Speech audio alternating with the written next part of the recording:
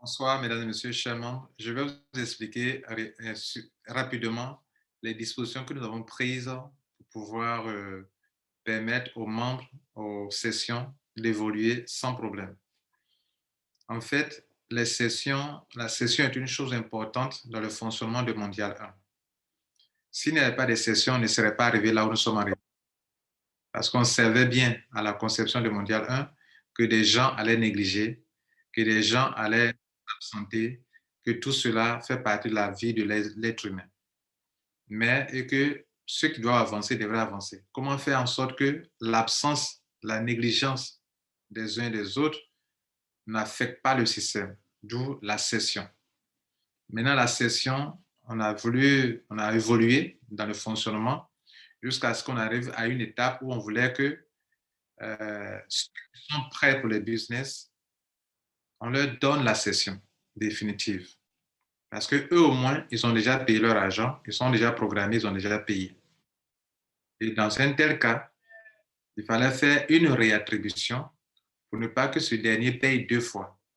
Il a déjà payé les prêts, donc on le récupère en même temps pour changer, remplacer quelqu'un d'autre. Mais en le remplaçant, pas de réattribution parce que son ID personnel est libre. Donc, il faut lui réattribuer notre ID. Sinon, puisqu'il paye une seule fois, s'il devait payer deux fois, là, il pourrait garder son ID, mais là, on ne parlera pas de réattribution.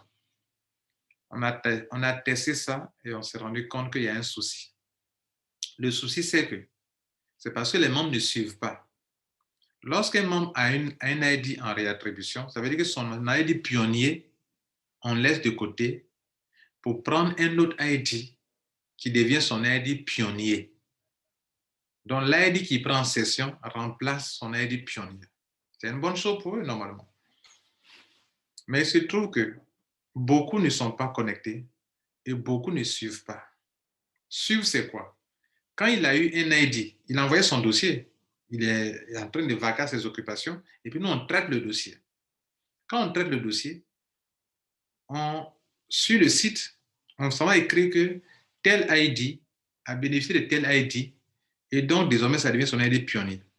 Mais le membre qui avait noté auparavant que mon ID est ID 1000, il vient d'avoir un ID qui est ID 800. Mais il ne note pas qu'il vient d'avoir un nouveau ID qui est ID 800, que ce n'est plus, l'ID 1000 ne lui appartient plus.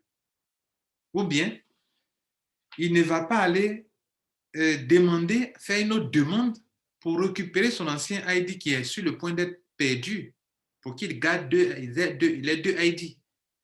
Ils ne suivent pas ça. Donc, pour ne pas que ça les fatigue et que ça fatigue l'administration, parce que ça nous fatigue. Regardez Infinity Matrix. On lance un programme, on dit les gens envoient les dossiers. Il y a un gars, une dame qui a perdu son ID, qui a bénéficié d'un ID en réattribution.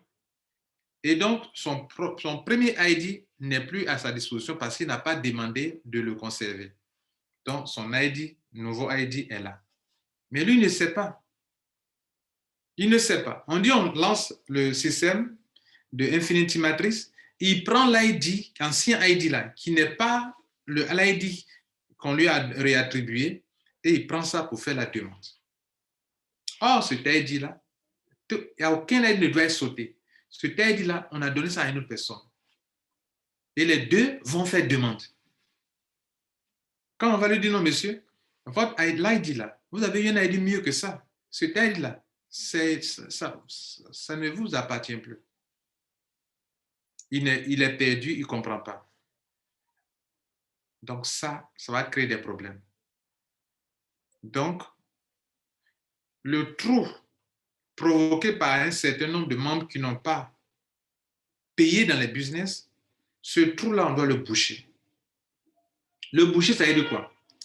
C'est un trou, ça est là. Un intervalle d'ID, ça est là. C'est ça, on est en train de faire les réattributions avec. C'est-à-dire, normalement, ce monsieur doit s'inscrire alors que ceux qui ont les inscriptions réelles depuis le début sont arrivés là. Mais comme il y a un trou qu'on a fait des réattributions, on doit venir prendre ce ID-là pour venir remplacer celui-ci. Qu'est-ce qu'on a décidé? On a décidé de faire en sorte que ce gap-là, on le compte totalement. En faisant quoi désormais? En simplifiant les choses. désormais, on arrête la réattribution. On ne le fera plus. On a testé sur 3 semaines. On ne continuera pas. Ce qu'on a fait est très simple et c'est ce qu'on a toujours fait dans le passé. Mais on ne viendra pas lancer dans le groupe qui prend, je prends, non. Parce que ce qui fait qu'on a arrêté cette affaire de qui prend, je prends, c'est que quand le monsieur il dit je prends, c'est maintenant qu'il va chercher la crypto-monnaie, créer les comptes. Ça, on ne veut pas. C'est pour ça d'ailleurs qu'on est arrivé à la réattribution. Mais la réattribution sur la vie, c'est un problème. Donc, ce qu'on doit faire désormais, c'est qu'on va publier une liste, une tranche d'ID des gens qui sont autorisés à envoyer d'avance leur dossier pour dire que s'il y a des sessions, moi, j'aimerais prendre. Mais déjà, on va boucher un trou qui est là déjà. Quand on finira de boucher ce trou, on sait qu'en gérant les dossiers, il y aura toujours des gens qui vont négliger, qui ne vont pas payer. Donc, on va préparer des gens qui vont envoyer d'avance leur dossier juste pour les sessions. Même s'il est déjà inscrit dans le business, même s'il est nouveau, il y aura des tranches pour prendre parmi les nouveaux, prendre aussi parmi les anciens. Et ils envoient leur dossier. Ils envoient leur dossier, c'est comme un stock de ID disponible juste pour les sessions. Mais c'est en ordre aussi qu'on prend là-bas. Et donc, quand il dit en ordre, c'est un peu comme Infinity Matrix qu'on fait. La tranche est là. Dans la tranche, on ne sait pas qui va envoyer, qui n'enverra pas. Mais la tranche est là. Donc, dans cette tranche-là, les gens vont envoyer leur demande d'obtention de session définitive par email. Ça va arriver en ordre dans l'email. Donc, nous, on dépouille le mail aussi en ordre. Dans la tranche, c'est un ordre qui est là. Ils envoient les emails, on ne sait pas parmi la tranche qu'on a autorisée qui va le faire, qui ne le fera pas. Donc, on ne va pas attendre les gens. Mais celui, dans cette tranche, ceux qui envoient leur courrier, c'est eux qu'on prend pour aller boucher les trous. Cela veut dire que un nouveau membre qui vient d'arriver, qui a un ID peut-être 3 000 et quelques ou bien 4 000 et quelques, il peut avoir tout de suite un ID en session définitive parce que quoi? Il est dans la tranche autorisée et il envoie son courrier, on le prend pour aller boucher. Dans l'email, on respecte l'ordre.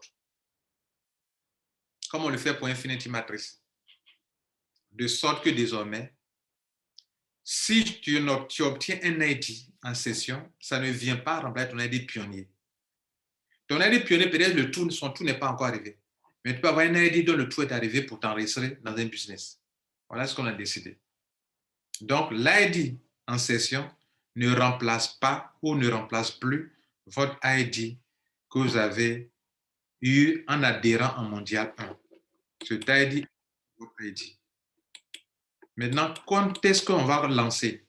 La page est prête. Il y aura une page qui est prête sur le site et les membres venir faire comme le font pour Infinity Matrix. Ils vont postuler et on va commencer dès qu'on a au moins 20 personnes, 30 personnes, on commence à utiliser pour les enregistrer dans les business. Ouais. Et on va commencer ça. On publie la liste cette nuit ou bien plus tard demain matin. Lundi, mardi, on commence à utiliser ces genres de personnes, ces demandes-là, pour boucher les trous qui sont là, jusqu'à ce qu'on finisse de boucher le trou. Même quand on aura fini de boucher le trou qui est là actuellement, on continuera d'autoriser une tranche de personnes, des nouveaux comme des anciens, de postuler toujours pour avoir une quantité, un stock de ID disponible pour les adhésions. On va aller, par exemple, autoriser 200 membres chaque fois. Dès qu'on les épuise net, 200 encore.